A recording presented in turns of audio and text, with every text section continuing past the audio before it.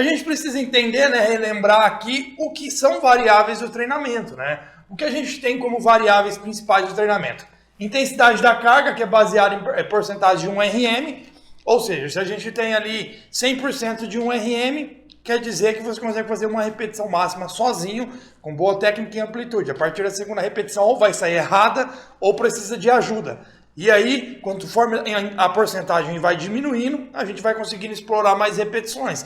Por exemplo, 80% de 1 RM, a gente vai conseguir fazer de 8 a 10 repetições máximas sozinho. Lembrando que se você faz com a ajuda de alguém, principalmente a partir da primeira repetição, a partir dessa ajuda não está contando nada como RM, tá? RM é fazer completamente sozinho, com boa amplitude e técnica. Muitas vezes a pessoa se engana, a pessoa fala, pô, fiz 12 repetições com 200 quilos, tá? Mas metade disso aí foi com ajuda, ou às vezes desde o início. E não existe essa, tá me dando confiança. Não, você pode estar ganhando confiança? Pode, mas não está contando aquela porcentagem ali de RM, porque ela é considerada sozinha. Então, muita atenção nesses detalhes.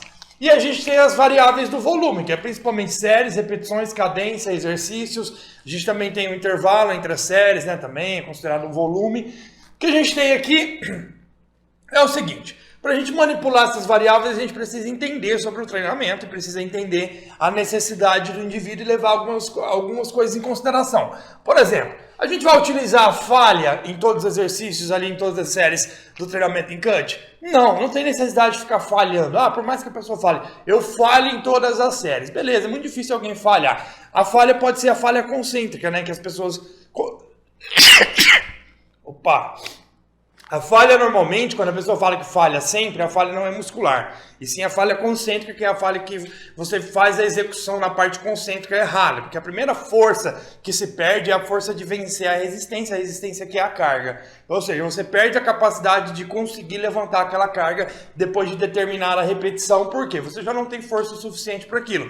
Aí ou você vai roubar e aí já para de contar o RM máximo, repetição máxima, ou você vai precisar de ajuda. Então normalmente a pessoa vai até a falha concêntrica ali, né? E aí acaba confundindo com falha muscular. Por quê? Porque não existe a falha muscular tão fácil assim. Se você falha muscular em um agachamento livre, ou seja, você teria que estar falhando quadríceps, posterior de coxa e glúteos principalmente. Se isso acontecesse, você não conseguiria levantar. Fim de pá. Você desceria e não levantaria para nada e não conseguiria fazer mais nada, porque isso seria uma falha muscular. Isso não acontece. Mas eu desci e não consegui levantar. Pode ter tido uma falha concêntrica, você não conseguiu vencer. Mas se alguém te ajudasse, você ia conseguir descer ainda. E falha muscular é falhar concêntrica, excêntrica e isométrica, tá? Então é muito difícil isso acontecer. Mesma coisa no leg press. A pessoa falha, o leg vai cair.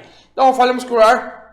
Não, muito raro isso acontecer e não tem por que ficar usando falha muscular toda vez. Até porque se você ficar falhando sempre, a tendência é você perder capacidade para a próxima série e não vai conseguir evoluir na próxima série. Então o que a gente tem ali? A gente tem o seguinte: se você faz no máximo 12, 15 repetições máximas, no máximo dentro dessa faixa, você pode ficar em torno de 1 a 5 repetições na reserva. Ou 1 a 3 para ser mais garantido. 1 a 3 na reserva.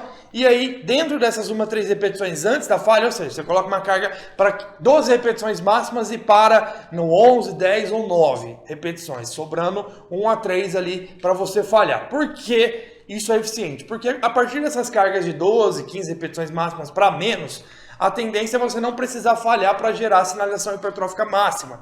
É a mesma coisa da ingestão de proteína. Se você ingere 40 gramas de proteína, não vai fazer diferença se você ingerir 80. A síntese proteica aguda vai ser a mesma, tá? O mais importante vai ser o total do dia. Assim é a mesma coisa no treinamento. O importante é o volume de trabalho e além de uma capacidade, além de uma sinalização máxima, não tem por que ficar falhando sempre. Por quê? Vamos pensar comigo. Você vai lá e aí você falha na primeira série, tá? A segunda série, consequentemente, você vai ter uma leve fadiga e vai diminuir o volume de trabalho dela e vai diminuindo cada vez que vai passando série a série, exercício a exercício. Quando você não falha, você se recupera melhor para a próxima série e consegue evoluir a carga para a próxima série ou explorar mais repetições com a mesma carga ou mesmo fazer a mesma série anterior. Caso você ficasse falhando, provavelmente isso seria dificultado. Então você consegue gerar um volume de trabalho no treinamento melhor, que vai compensar mais do que ficar falhando e se fadigando à toa. E até porque no processo de cut a gente tem que evitar ao máximo ficar fazendo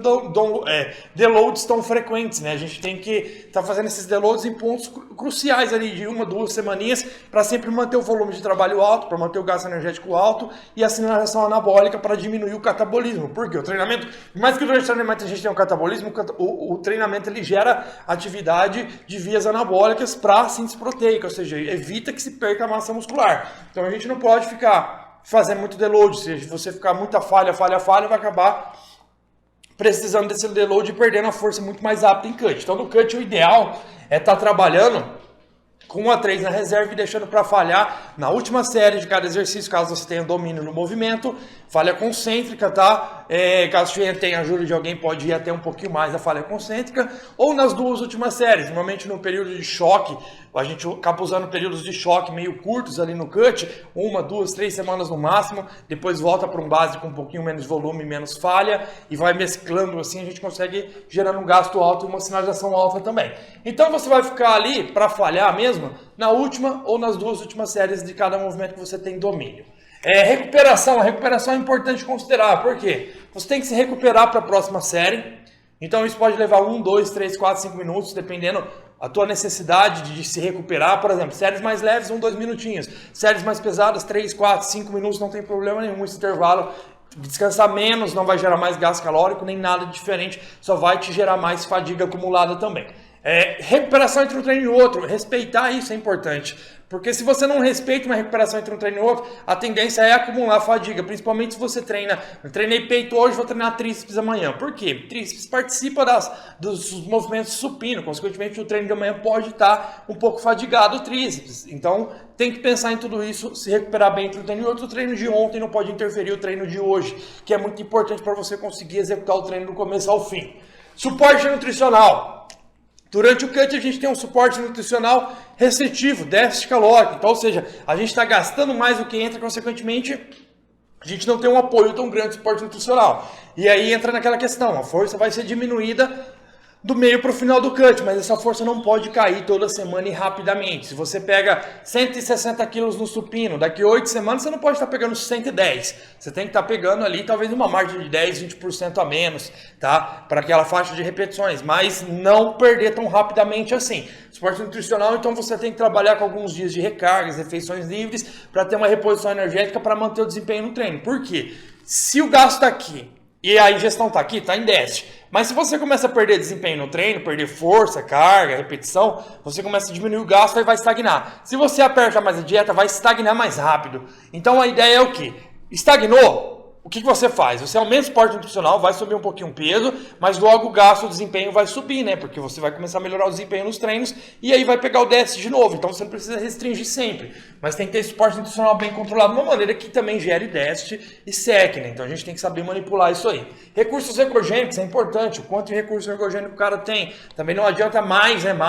Tô usando 3 gramas de droga, então posso treinar 4 vezes no dia. Não, não é bem assim, tá? Você tem a capacidade de resposta com o esteroide anabolizante e eles também não são uma mágica para recuperação muscular. Eles potencializam, mas também não fazem milagre. A gente precisa de suporte nutricional e respeitar a recuperação entre um treino e outro. Se você tem, lógico, você tem um recurso ergogênico ali, 500, 600, 1, 2 gramas de esteroide anabolizante na semana, a tendência é você se recuperar melhor, suportar mais volume de trabalho, mas isso não se aplica a todo mundo. Às vezes o cara ele treina tão pesado, tão bem, que ele precisa de mais dias para descansar, então vai depender do indivíduo, mas é um ponto a se considerar, até porque um cut natural, a tendência é o cara, quanto menor percentual de gordura, maior o catabolismo de proteína, e o esteroide ele poupa essa proteína ali, ele gera um efeito anabólico maior, que não vai deixar tanta degradação proteica. Então às vezes o cut para um cara natural, se ele não tiver uma predisposição a ficar seco, a tendência é ele perder massa muscular do meio para o final, principalmente quando ele pega 10% de gordura no homem ou pega 16% de gordura na mulher. Já com o esteroide anabolizante você consegue forçar mais porque ele tem aquilo sustentando a massa muscular dele, né? Fatores externos, ambientais, ou seja, estresse, estado emocional, rotina do dia a dia, se é estressante, está dormindo pouco, tudo isso influencia no treino do cut, tudo isso influencia na hora de determinar as variáveis. Às vezes o cara está estressado, emocionalmente prejudicado, no sentido de triste, abatido. Eu acho que isso não pode influenciar tanto, tá? Se você está fazendo um cut para uma preparação, é preciso resistir, preciso separar as coisas. Mas o importante é dar o melhor de cada dia. Então, os fatores externos, por exemplo, o cara chega ali no treino, porra, tô extremamente dormi mal nas duas últimas noites, estou estressado, trabalho, cabeça tá pesada, não tô conseguindo desenrolar bem o treino. O que você faz? Faz uma semana de deload, a semana reduz o volume, não falha, e deixa ali 1 a 3 repetições antes da falha em todas as séries, reduz 40% desse volume de séries, né? Pode manter a faixa de repetições, mas trabalhe com mais repetições na reserva, de 1 a 3 na reserva. Pode manter a intensidade relativamente alta? Pode, só não falhe. E aí com o volume reduzido ele vai conseguir se aliviar melhor no treino e corrigir os outros pontos dos fatores externos para depois na próxima semana voltar treinando mais. Limitações, é importante limitações. Que é limitações? Pequenas lesões, por exemplo, o cara lá tá com uma dor absurda no ombro em fazer supino. Tem que corrigir essa limitação antes de ficar socando carga no supino ou antes de mascarar com anti-inflamatório para essa lesão não aumentar. Então, encurtamentos, tudo isso tem que ser corrigido para não prejudicar o andamento das variáveis do treino, né? A gente também tem problemas de saúde. Problemas relacionados à saúde é se a pessoa pega alguma infecção, alguma doença, alguma patologia temporária que vai impedir que ele vá no treino. Isso tem que ser considerado, porque a tendência é você fazer o quê? Descansa. Para quê? No máximo faz uma aeróbica de intensidade leve, por quê? O descanso vai favorecer a recuperação da patologia mais rápido, é melhor do que você forçar a barra. Se você força a barra, você vai ficar 1 a 2 semanas arrastado no treino. O treino não vai ser o melhor. E aí, se você descansa, em 5 dias você está pronto. Ou seja, foi melhor descansar que você perdeu menos tempo no final. E é bom até você manter a dietinha com leve déficit ou até isocalórica para favorecer a recuperação também, a resposta do sistema imune, né? E disponibilidade do treino é importante. Se o cara pode treinar 3 vezes na semana, 6, 7, 8, quantas vezes ele pode treinar na semana? Se ele treina 2 vezes no dia, então ele pode treinar 7 dias e em um dia ele pode treinar mais. Então tem que considerar tudo isso e também considerar o restante, né? Tudo isso tem que estar encaixado na sua mente. Então a gente tem aqui séries como volume, né? Que é o volume de séries para o grupo muscular, repetições, quantidade de repetições por série. A gente tem cadência do movimento, né? Que é quanto vai durar a fase excêntrica, concêntrica, isométrica. E a gente tem os exercícios ali que também participam do volume e intensidade da carga. Enfim.